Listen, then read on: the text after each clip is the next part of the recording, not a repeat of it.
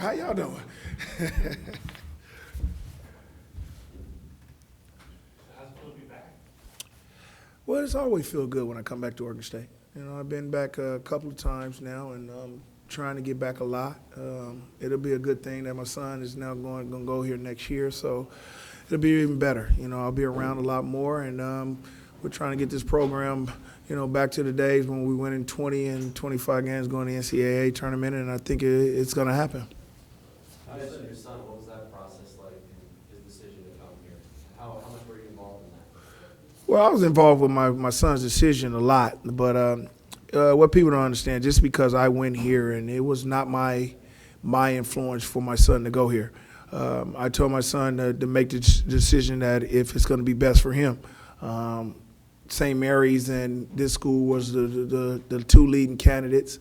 It's kind of hard not to go to St. Mary's if they're winning 26 games and going to the NCAA tournament all the time and winning a lot of basketball games. But I think my son realized that I think this was a better choice for him to come here and try to get a program back to the NCAA tournament and make it better. And I was very proud for him to make this decision, but it wasn't a decision that I made him make. And I want people to understand that I think he made his decision because he liked Oregon State. How's he doing this year? He's doing well. He's averaging 14 and 9. He's very anxious to get here, though. So he's really starting to get a little tired of the junior college life, but he's playing well. His team is 14 and 3. They're ranked 10th in the junior college, and so I think he's a leader, and I like the way he's being a leader. He's the oldest on the team, and it's just got a lot of young kids that's playing basketball, and they're playing well. What sort of things is he going to need to work on when he gets here? Me, I think he's going to have to work on his ball handling. He's going to have to be a point guard, and I think that what he's going to have to do is work on his shot a lot. Here, I think he would have to score, and make this team better, make himself a threat. I have no problems with him as defensive-wise or athletic-wise because it's not going to be no problem. I think he's going to give a lot of excitement to this program because of his jumping ability and the way he plays. He's going to get a lot of steals. He plays just like me, and I think he's a little bit more athletic than I am, but it's going to be fun to watch him. Does he listen to you? I hope so, as being my son. Well, I'm going to answer that question. You guys know that kids look at their idols and look at somebody else and do that. I think every parent goes through that. But as you go as a parent and really say it's time for you to listen and buckle down, I think my son does listen to me. I don't work out with my son. I don't do any of that. I got somebody else to do that because of this problem. But when it's time, he knows when it's time, when I get mad or something happens, he's going to listen. He's going to have to understand that he's still my son. And, yeah, he does listen, but I don't try to put that on him. I don't want him to understand that his father, who's a Hall of Famer or whatever, that he has to listen to that because I understand what kids go through. And that's why I don't be on him in basketball or anything else like that unless it's something that I have to do. And he's a great kid, though. I never had problems with my kid. He's a great kid. So I never had him in trouble, and I'm very blessed for that none of my kids are like that. So, yeah, he does listen, but I understand what you're saying. Kids do not listen sometimes because of who their father or their parents or their mother is, and that's just what we have to live through in life. Who's the first one that coined him the name? I don't know where he got that name from, but it's a name that, I don't think he wants, and I think when he gets here, he's going to let you guys understand that that's what he's not going to be. He's a great defender, and he needs to have his own identity. I want people to understand that when he comes here, I don't want people to compare him to me. Please don't. He's not going to be Gary Payton Sr., and I think he's going to be his own identity. I think you guys are going to see something in this kid that is a little bit different, and I think that's what he needs, and I think that's why he went here. I think that he has no pressure here. If you go anywhere else, they're going to be like, I want you to be like your dad. You got to be like your dad. Here, I don't think he's going to have that pressure. I think they're going to say, welcome him with open arms and say, hey, this is Gary Payton kid. Let's just take him. Gary was the great one here, and his son is coming here. We're very happy for that. And I think that's what he made a decision to come here for. There must have been some of that as he was growing up, and there might be some of that here. Are you confident how he'll handle that? I think so. I'm very confident of how he's going to handle it. I think he's a kid where he's going to block everything out and just play. If he plays and let everybody see that he's got a scholarship here because of his athletic ability and because of the basketball player he is, I think everybody will just put that in the back burner. They'll be like, this kid can play. They didn't just give him a scholarship because he's Gary Payton's son. I think he can play at this level, and I think he's going to go to the next level because he can play, and he's proven himself that. So I have no worries about him coming here and proving himself. Gary, what do you think you'll be feeling upstairs at the halftime ceremony, coming back into this building? I think it's going to be the same way when I got my number retired, and then when I first got drafted here and came back here and I played with Seattle and we played against Portland. This city and this college always give me a warm welcome, and I always feel good coming back here. That's why I come back a lot, So when I come here and I see that, this is what I want for this program. I want this program to be the same way when I was here, when we had 15,000 always selling out all the time and we were winning games, going to the NCAAs. I want to be that same feeling. And it's going to be a feeling of just, I'm welcome and I'm a family. And that's the way I'm going to feel tonight when I see everybody here and they come back. I just went to the bookstore, and a lot of a lot of people were coming up to me and saying, we came back just to see you tonight and do that. And that's a great feeling. And when we can do that and they come back here, I want them to repeat and come back all the time and see this team get a win. If they get a win against Knight, against Cal, that makes it even better for the next game against Oregon to come up. What are your thoughts about where the program is right now? What kind of do you think it needs to do to maybe take that next step into the postseason? Well, you know what? Coach Robinson has done a great job, I think. I think the recruiting class that he's coming in with next year to bring the 4 or 5 guys that he's going to come in with, I think that we have to go into Pac-12 and just say, let's let it all loose. I like the way they played against Stanford the other day. That's the way they have to play basketball all the time, especially in this Pac-12, which you got Arizona #1, the UCLAs, the Arizona States, the Oregons. Any of these teams can get beat. And I think they got enough ability and athletic ability and a lot of players to do that. Roberto was playing very well. So we have to have that every night, but it's got to be a consistent basis, and I think that's going to happen. And I think it'll happen next year when they bring all these kids in and build it up. I think this can be a program that can get back to winning 20 games a year.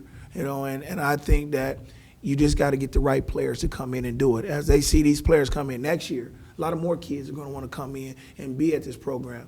It makes it a lot better for we're having that facility. It makes it a lot better for everything's being built around this college, all the buildings. When you see new things like that and new buildings and modernized stuff, kids want to come to that. But you have to get wins to make that happen too. And when you get wins, you get on TV, and then that makes it even better.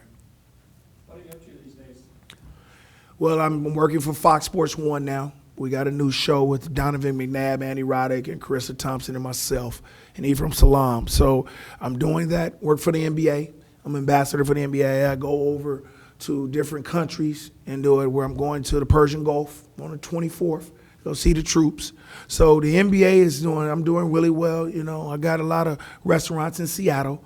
So I do a lot of things. I do a lot of things to, keep myself occupied. I took about 3 or 4 years off, and now I'm back into the full mode of what I want to do. I want to establish things and get there. People want me to go to coaching, but I don't like this basketball as it is right now in the NBA. So I don't want to coach. I want to just do the things that it makes me happy. And I think this TV is making me really happy because I know what I'm talking about. That was my major here at Oregon State, and I like to talk about basketball and talk about what kids need to do. What is it about the NBA right now Basically everything. It's no defense. It's just run and gun. People, to me, it's only 3-point guards in the NBA that impresses me. I got Chris Paul, Rondo, and it's another kid that I like a lot. And I forgot his name right now, but it's only really three. Oh, and Tony Parker. So it's only 3 NBA players in there, and I think it's a lot of too much, touch fouls. Every time you do it, you touch and they stay on the free throw line. That's no way to watch basketball. When we were playing, it was rough and tough. Even superstars like me fouled out a lot. That's because they let people play. And if you do something, you call it. But nowadays it's not like that, and this is the era. This is what kids want to see. You see these PlayStations, they scoring 50 and 60 with one player. That's what they want to see on TV. And I don't go with that. I said, if my era, give me go one-on-one with somebody and stop him. And right now you can't do that with a player, because if you touch him, he's going to the foul line and you're fouling out. Let him be rough. If he got an opportunity to go at you on the offensive end, let me go at him on the defensive end and rough him up. So that's the way I like basketball, and I don't think it's like that. How's that message been received? If you talk like that on the Fox show, and I talk about it everywhere. Even though I work for the NBA, I'm just a guy from old school. I was around when the Larry Birds, the Magic Johnsons, the Michael Jordans, the Scottie Pippens, the Dennis Rodmans. When you go to the bucket, we knock you on your butt. And that's the way the game was. And we didn't let you go in there, and after you dunk, you can do all that hooping and hollering. If you come in there one more time, we're going to hit you again. So that's just the way I was. When I went in there in the 90s, that's the way we played basketball. The Detroit Pistons, you see what they did with the Michael Jordans at the time. Nowadays, we don't see that, and these kids, and it's really hurting me, because these kids today, you get drafted at 19, and you're not ready, and next thing you know, you don't have a lot of the LeBron James or the Kobe's or the Kevin Garnett's. I don't think you guys seen a high school player or a second-year player or one-year player come in and beat them yet, and I don't think you're going to see that.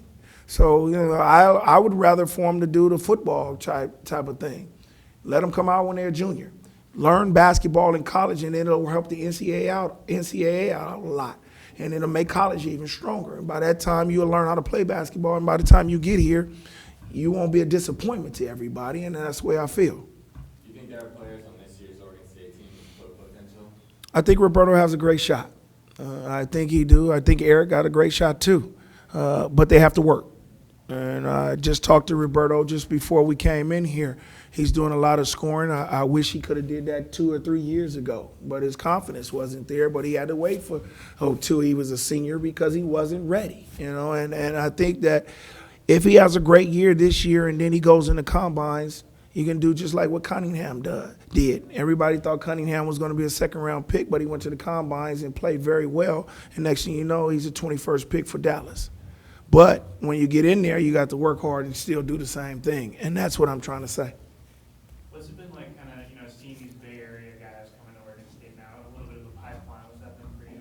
It's been really good, because people don't know it's a lot of Bay Area guys that out there that can play. And even when I watch football and you see a lot of the LA and a lot of Bay Area guys coming here, it's great for me. It's great to see that my city is producing a lot of athletes and players that can come out, and we're recognizing that here, and it's just great. We'll have one last question, please. So, are you excited for your son to be playing for OSU? If everybody don't know, that's my daughter. And yes, I am very excited. I am very excited for little Gary to be coming here. This is a great opportunity for little Gary to come here. And I think he's a great basketball player. I'm going to be honest with you guys. About 4 years ago, I didn't really think my son was really a basketball player. He proved me wrong. And I got him with a guy named Daryl Jordan that really helped him play. He believed in my son, and he stayed with my son. And I didn't think my son was very good. And he proved to me, and that's what I like for a kid to do. That's why I say things about kids, because I want them to come back and say, I want to prove Gary Payton wrong. I did that to Ronjo Rondo for Boston. I told him he wasn't a great basketball player. And what did he do? He come back the next year, he won a championship in 2 years, and then he becomes an all-star. And then he comes to me at All-Star and say, the things that you said to me, being the player that you were, I wanted to prove you wrong. And that's what I want. I told my son he wasn't good. He proved me wrong. He got a scholarship. And now he's coming here, and I'm very happy for him to be coming to Oregon State where I played so that he can prove something to himself and live in my shoes if he wants to. But I don't want him to. I want him to be himself. Great. Thanks, Gary. All right.